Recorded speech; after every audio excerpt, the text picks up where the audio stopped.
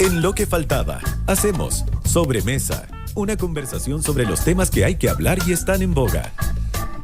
Nos acompañan acá en el estudio Andrea Insunza y Javier Ortega, periodistas, autores de Enrique Correa, una biografía sobre el poder, un libro que hemos recomendado harto aquí en Radio Infinita durante las últimas semanas. Lo estuvimos conversando la semana pasada en nuestro programa ¿Qué hay de nuevo? Y ahora tenemos la suerte de poder conversar con quienes lo escribieron, que por supuesto no es el primer trabajo de investigación que hacen y que plasman en un libro. Muchísimas gracias, Andrea Insunza, Javier Ortega, por estar junto a nosotros. Buenas tardes, Paola. Ambos Matías. creadores, además de la productora periodística Un Día en la Vida. Enrique Correa, una biografía sobre el poder que fue editado por Catalonia y Ediciones UDP, Periodismo UDP. Primera pregunta de cajón. ¿Por qué Enrique Correa? Bueno, porque Enrique Correa tiene una vida política activa de a lo menos 60 años y es un personaje que ha pasado desde los 13 años de militar en la democracia cristiana a ser un marxista-leninista o definirse como tal, participar en el gobierno de la Unidad Popular, creyendo en la transubstanciación, porque entiendo que seguía comulgando a pesar de sus convicciones marxistas, ¿no? Tal cual. Bueno, luego fue dirigente clandestino en Chile y también fue dirigente de su partido, el Mapu Obrero Campesino, en el exilio en lugares como Moscú o Berlín Oriental. Luego se convierte en este ministro estrella en la transición y no contento con eso, luego se privatiza y se define como un lobista públicamente, el primero en admitir que hace lobby, ¿no? Entonces, esta es una historia fascinante desde el punto de vista del personaje, pero también es una historia fascinante desde el punto de vista de qué es el poder, cómo funciona el poder y en qué manos está a lo largo de toda esta historia. Enrique Correa es un personaje de películas, en realidad. A nosotros nos decían varias fuentes a lo largo de estos 8 años que estuvimos con esta investigación que si hay un político chileno que merecía una biografía periodística o una novela, era Enrique Correa. Y es porque nuestra apuesta fue que tú podías contar los últimos 60 años de la vida política y pública chilena a través de un personaje como Enrique Correa. Y eso es básicamente lo que creemos que se logró con este libro. Y se hizo, eso sí, a pesar de Enrique Correa. Entiendo que no quiso hablar con ustedes. Así es. A pesar de que lo intentaron. Sí, lo intentamos, lo fuimos a ver, le contamos de qué se trataba el proyecto, cuando ya este proyecto estaba en su última etapa. Nosotros somos periodistas de investigación y trabajamos primero recogiendo las versiones de quienes están más lejos del personaje y luego de quienes están más cerca, y al final vamos al sujeto de la investigación, ¿no? Y él prefirió respetuosamente decir que no. ¿Habían hecho alguna apuesta entre ustedes sobre las posibilidades que había de que Enrique Correa quisiera participar? Sí. ¿Y apostaban a que sí o a que no? Yo apostaba que no. ¿Y tú, Andrea? Yo tenía más esperanzas. Ya, perdiste. Sí.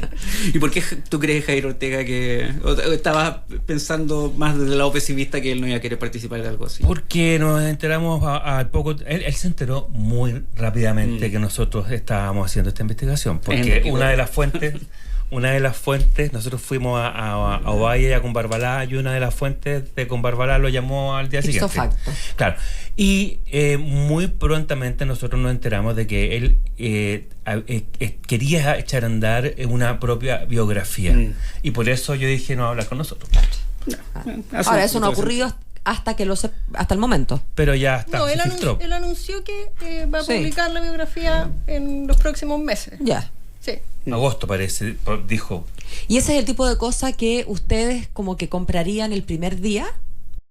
Porque ustedes dos a esta altura son especialistas en Enrique Correa. La vamos a querer leer, por supuesto, porque esa biografía probablemente va a incluir cuestiones que nosotros no sabemos, porque es imposible que sepamos tanto como él, ¿no? Por supuesto. Pero también va a tener muchos silencios, claro, que para nosotros van a ser elocuentes. Sí, po.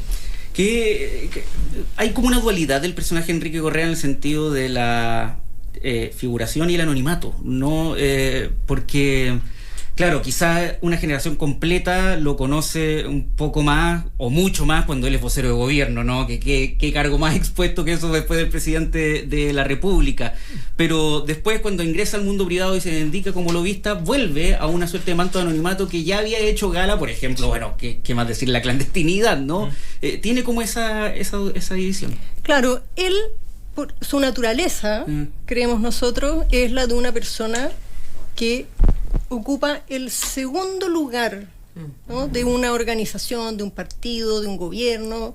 Él está más cómodo en el segundo lugar, no tan expuesto, pero, por supuesto, con una posición de alta influencia, de mucha conversación, de lo que no se dice, digamos, ¿no? De esas conversaciones tan importantes que no son públicas, pero que son decisivas para que las cosas ocurran. Elwin lo nombra ministro, lo nombra vocero del primer gobierno democrático, siendo él además el ministro socialista, y eso lo deja, por supuesto, en una primera línea, muy expuesto. No por eso deja de hacer la otra tarea, ¿no? La de las negociaciones más oficiosas. Y luego, efectivamente, como lobista, vuelve a este lugar natural, pero sin ese paso por el gobierno de Elwin, sin haber tenido esa posición pública, es difícil pensar que hubiese podido ser el lobista y el consejero de grandes empresarios que llegó a ser, ¿no? Porque en ese momento ellos lo conocen y lo valoran, después de haberlo mirado bastante en menos. ¿En menos por qué? ¿Por un tema de clase? ¿Por un tema de...? Porque Enrique Correa no es un secreto, él lo ha dicho siempre, ¿no? Que él viene de abajo. Sí, por una de las cosas que nos han comentado de este libro es que revela a un país muy clasista. Y Correa es una persona que se enorgullece de venir de provincia y de venir de abajo. Lo ha convertido en una suerte de autoafirmación, ¿cierto? Y cuando él parte como ministro vocero, es mirado de manera bastante despreciativa por la clase dirigente, por los militares.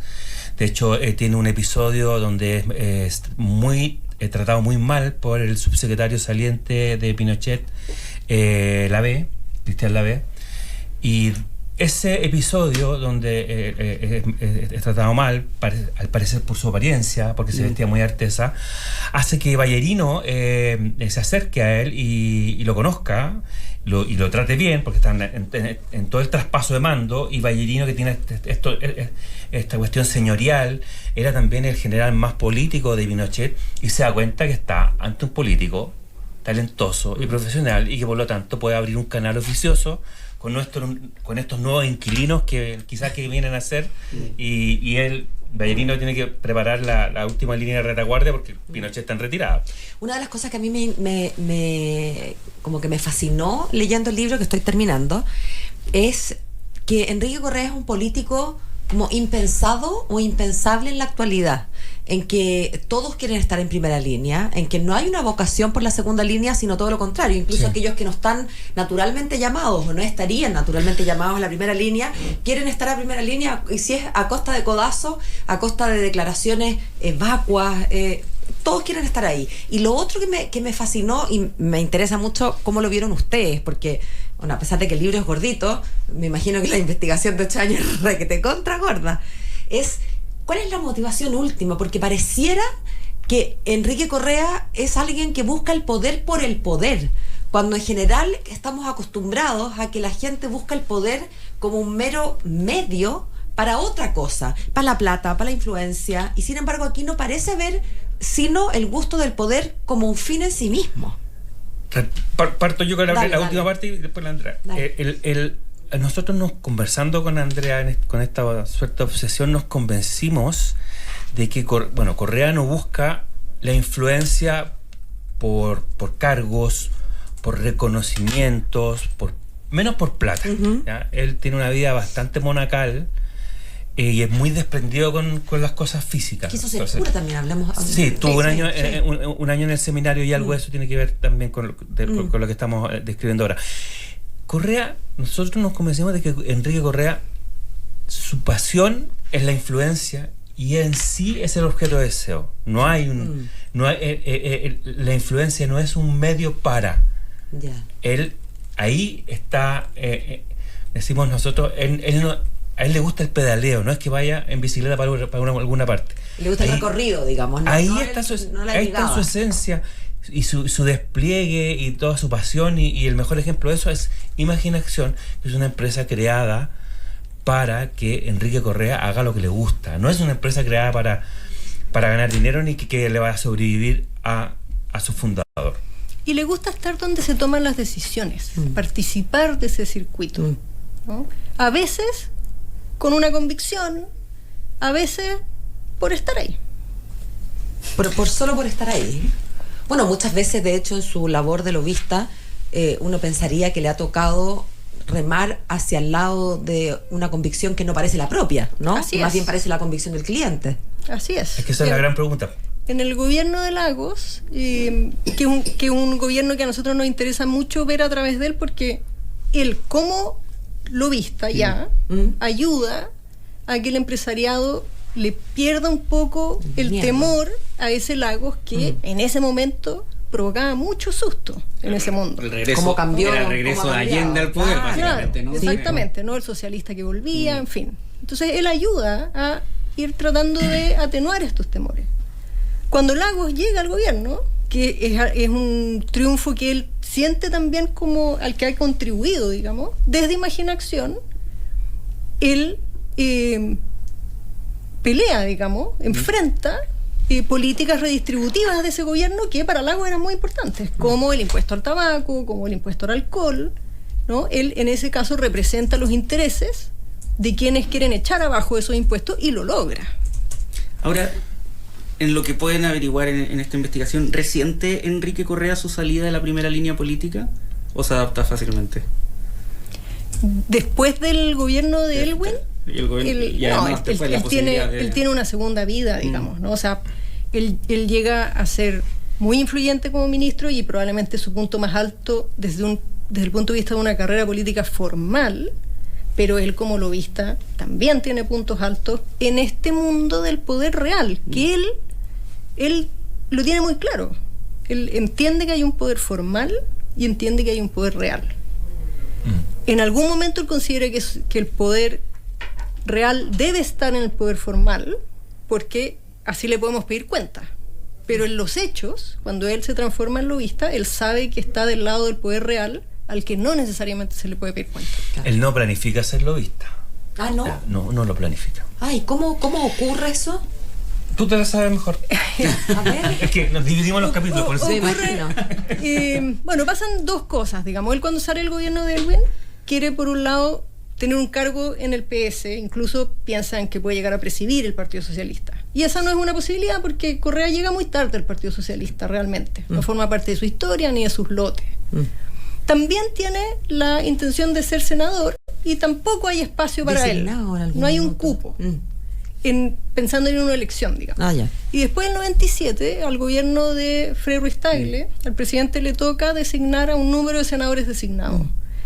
Y Benninger propone que los nombre a ellos dos, a los dos ministros estrellas de la transición, para reproducir, digamos, esa dupla y En esa el lógica Congreso. de acuerdos y ese eje de CPS en el Senado. Pero Enrique Correa en esa época es muy amigo de Andrés Pérez, el creador y director de La Negra Esther. Y se sabe que Andrés Pérez es homosexual, él públicamente, digamos, lo vive así, y se rumorea que ellos tienen una relación. Y ese rumor basta para que Frei vete la posibilidad de que Correa sea senador. Es una época parece impensable muy hoy día. conservadora, Sí. probablemente hoy día algo así no pasaría.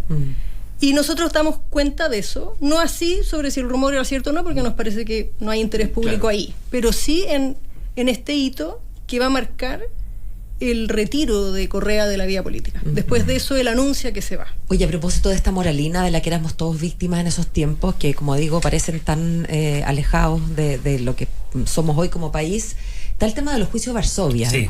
Y eso me parece que es interesante que pudiéramos contarle a algunos de nuestros auditores que obviamente, bueno, van a quedar tentados, espero, de leer el libro, pero que parece algo como realmente casi una inquisición, ¿no? Sí, eso habla bastante de lo que era la izquierda, estamos hablando de 1980, con la izquierda en el exilio y con el MAPU, que El MAPO Obrero y Campesino es el único partido cuya dirección siempre estuvo clandestina en Chile, pero tiene una dirección exterior.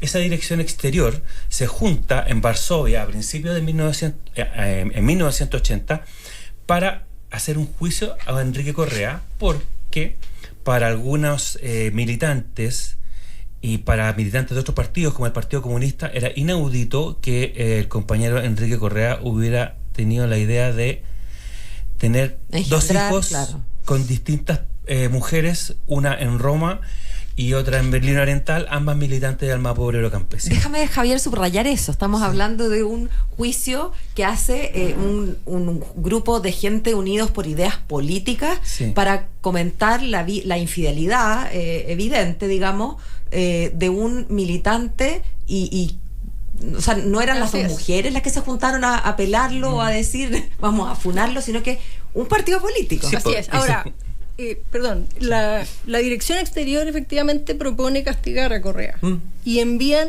un informe con todas las dificultades que eso implicaba, microfilmado, clandestino. Chile.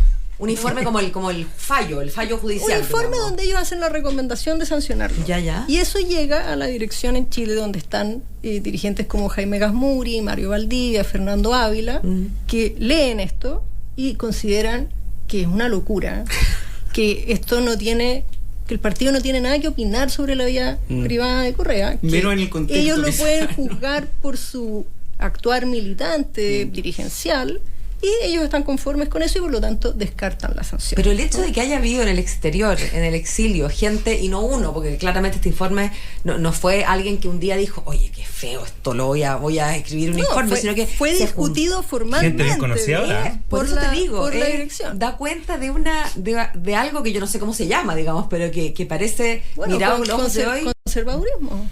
A Correa lo afectó mucho ese juicio y evaluó incluso renunciar al partido. Mira. Si es que lo sancionaba. Sí.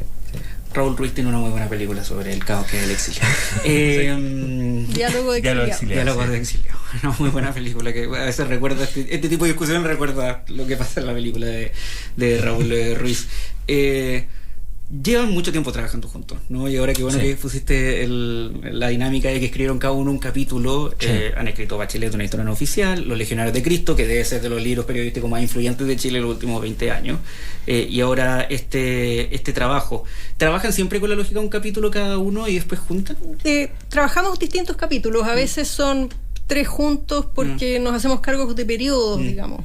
Pero sí, cada uno escribe una parte del libro, nos compartimos los capítulos, nos editamos mutuamente y luego... Pero ahora hicimos un par de capítulos, lo hicimos juntos. Sí, también. ¿Y cómo es parir un libro de esto? El embarazo ya sabemos que fue larguísimo, 8 años en vez por 8 meses. Aquí ya están con la guagua chocho, mostrándola, la vienen a mostrar, pero son gente joven, inquieta.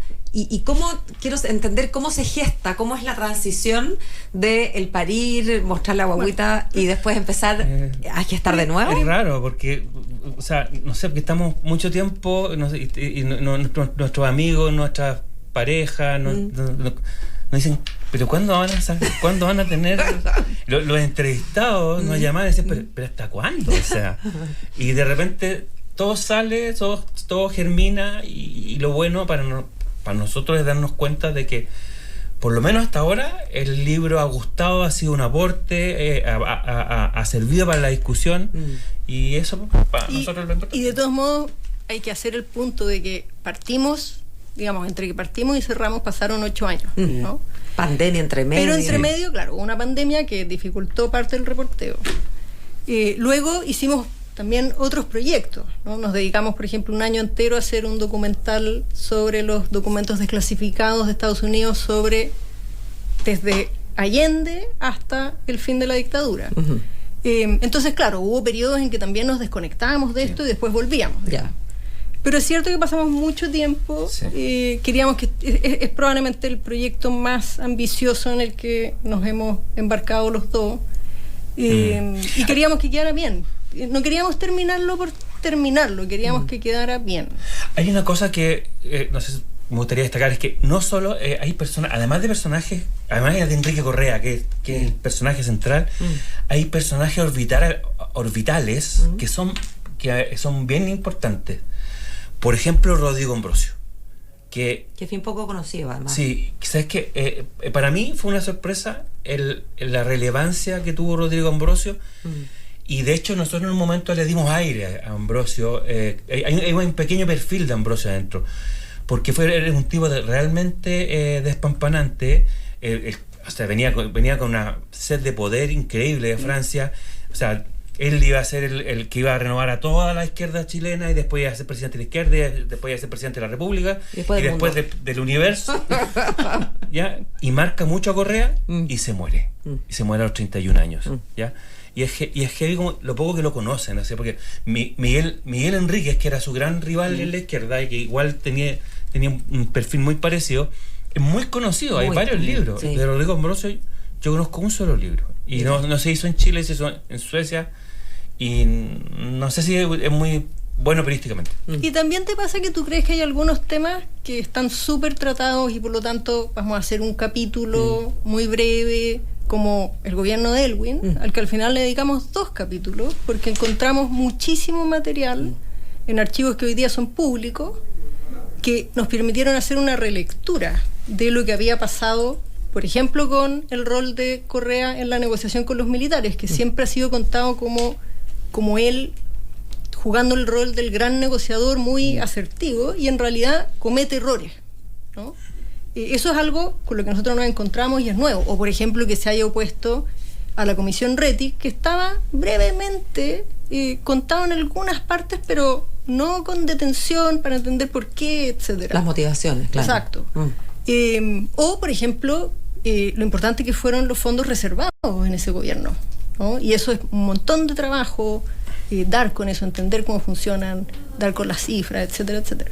Se ve que ustedes tienen alma de investigadores, o sea, se trasunta todo lo que, como les brillan los ojos cuando contestan preguntas, se ve que disfrutan eso de estar metiéndose en las fuentes.